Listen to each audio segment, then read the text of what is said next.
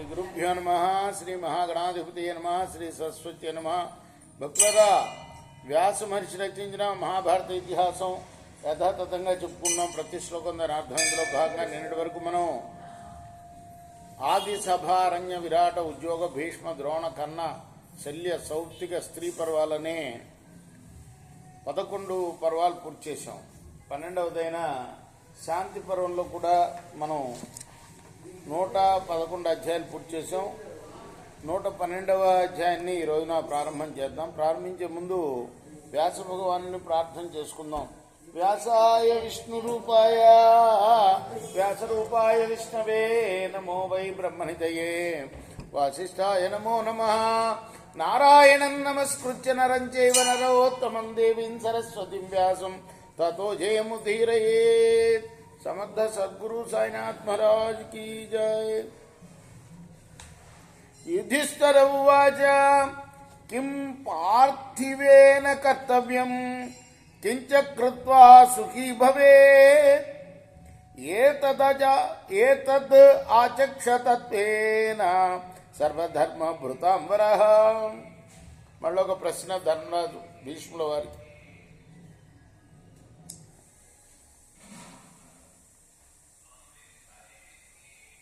ఓ మహానుభావ, మీరు సర్వధర్మవేత్తల్లో శ్రేష్ఠులైన వారు. మీరు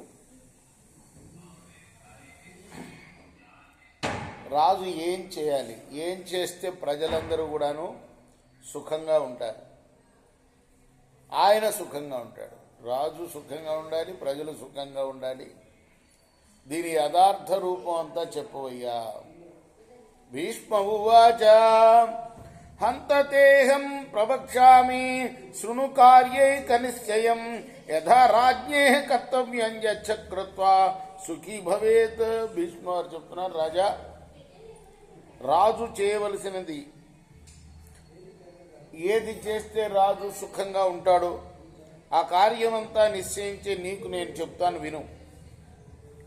నైవం వర్తితవ్యం స్మ ఏదేదమనుశృమ ఉష్ట్రస్యతు మహద్వృత్వం తన్నిబోధ యుధిష్ఠిరా.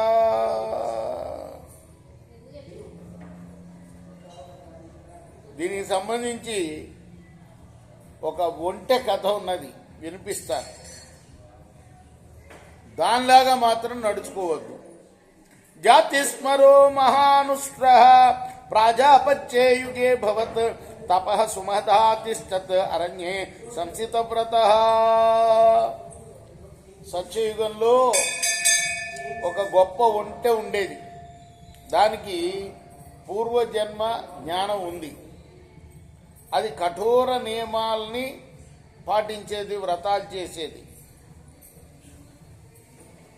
అరణ్యంలో గొప్ప తపస్సు చేసింది. అది తపసస్తస్య చాంతేధ ప్రీతిమాన భవద్విభూ వరేణ ఛందయామాస తతశ్చైనం పితామహ. తపస్సు పూర్తయిన తర్వాత బ్రహ్మదేవుడు చాలా సంతోషించాడు దాని తపస్సు.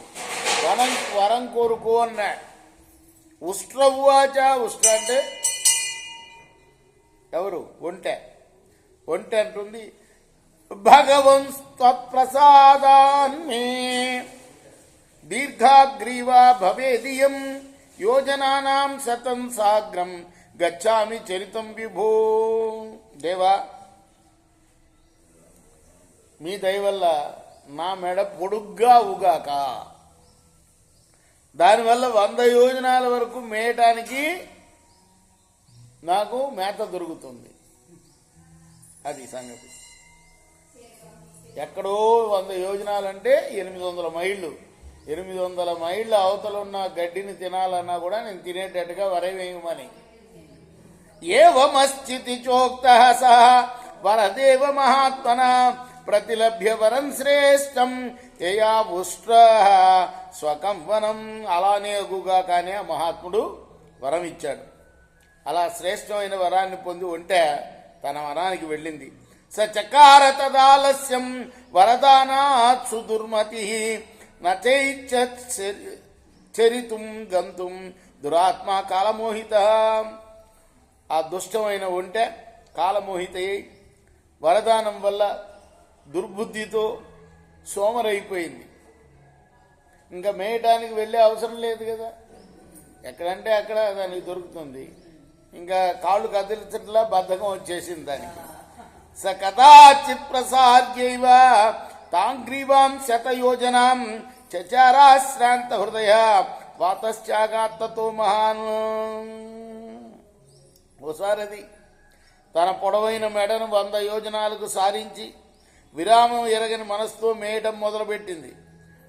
అంతలో పెద్ద గాలి దుమ్ము లేచింది. స గుహాయాం శిరోగ్రీవాం నిధాయ పశురాత్మన ఆస్తేతు వర్షమభ్యాగ సుమహత్ ప్లావయ జగత్. అది తన మెడని తలని ఒక గుహలో దాచుకుంది. ఆ గాలికి మరి ఆ తర్వాత ఇంతలోనే లోకాన్నంతటి ముంచేసే వాన పడింది. అథ శీతపరీతాంగ జంబుగ క్షుద్రమాన్విత సదారస్తాం గుహామాసు ప్రవేశ జలార్ధిత సదృష్ట్వా మాంసజీవి తు సుభృశం కృచ్ఛ్రద్వాన్విత అభక్షయత్తతో గ్రీవా ముష్కస్య భరతర్షభ. అప్పుడు ఏమైందంటే ఒక నక్క ఇది ఆ గుహలోకి తన భార్యతో సహా ఇది తలని దాచుకుంది కదా ఒంటె, ఆ గుహలోకి ప్రవేశించింది. మాంసం తిని బతికేది కదా నక్క, ఈ ఒంటెని మెడను చూసి సుష్టుగా తినేసింది దాన్ని. యథా త్వభుజ్యతాత్మానాం భక్షమానాం సవై పశు తదా సంకోచనే యత్నం అకరోద్భుస దుఃఖిత. తనని ఏదో తినేస్తుందని తెలుసుకోగానే అది చాలా కష్టంతో ముడుచుకోవాలని ప్రయత్నం చేసింది. యావదూర్ధ్వమదశ్చైవ గ్రీవాం సంక్షిపతే పశు తావత్తేన సదారేన జంబుకేన సభక్షత. పైకి కిందకి ఎంతవరకు మెడను కదిలిస్తుందో అంతవరకు నక్క తన భార్యతో కలిసి తినేసింది. స హత్వా భక్షయిత్వా చ తముష్ఠం జంబుకస్తథా విగతే వాతవర్షేతు నిశ్చక్రామ గుహాముఖాత్. అలా ఒంటెని చంపి తినేసి గాలివాన తగ్గగానే గుహ నుండి వెళ్ళిపోయింది ఆ నక్క. ఏవం దుర్బుద్ధినా ప్రాప్తముష్టేన నిధనం తథా ఆలస్య క్రమాత్మస్య మహాంతం దోషమాగత. ఈ రీతిగా బుద్ధి లేని ఆ ఒంటె చనిపోయింది. సోమరితనాన్ని బట్టి క్రమంగా వచ్చే మహాదోషాన్ని గమనించవయ్యా ధర్మరాజా. తమస్యేవం విధం హిత్వా యోగేన నియతేంద్రియ వర్తస్వ బుద్ధి మూలంతో విజయం అనురబ్రవేత్. నువ్వు కూడా ఇలాంటి సోమరితనాన్ని పొందవద్దు, విడవాలి. ఇంద్రియ నిగ్రహం కలిగి మనసు పెట్టి మనుషులకు విజయానికి బుద్ధే కారణమని తొల్లి మనువు చెప్పి ఉన్నాడు.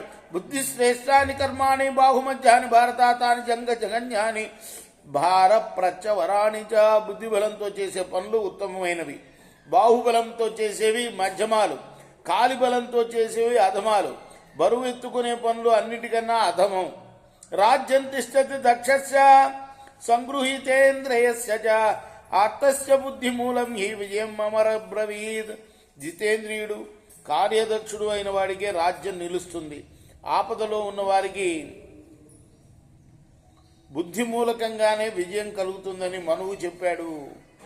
మనుస్మృతి అని మనం హిందువులందరూ కూడాను దాన్ని మనువు మన్వంతరాలు అంటారు కదా, ఆ మన్వంతరాలు ఒక్కొక్క స్వయంభవ మనువు ఆయన రాసి పెట్టెళ్ళాడు మనిషి ఏ విధంగా ప్రవర్తించాలి అని. కాబట్టి ఆయన పేరు తీసుకుంటున్నాడు అన్నమాట భీష్ముడు. ఆయన చెప్పెళ్ళాడయ్యా, ఇంద్రియాలను జయించిన వాడు కార్యదక్షుడైన వాడికే రాజ్యం నిలుస్తుంది సమా. ఇష్టం వచ్చినట్టు ఇంద్రియాలని పరిగెత్తనివ్వకూడదు. ఈ వంట అదే కదా చేసింది. గుహ్యం మంత్రం శృతవత సుసాహాయస్య చానఘ పరీక్షకారిణో హ్యర్థా తిష్టంతి యుధిష్ఠిరా సహాయయుక్తేన మహీ కృష్ణా శక్య ప్రశాసితం. రహస్య మంత్రాంగాన్ని చెవిని పెట్టిన వారికి, మంచి సహాయకాలు ఉన్నవాడికి, చక్కగా విమర్శించుకొని పనులు చేసేవారికి ఈ లోకంలో అటువంటి రాజుకే సంపదలు నిలుస్తాయ్యా.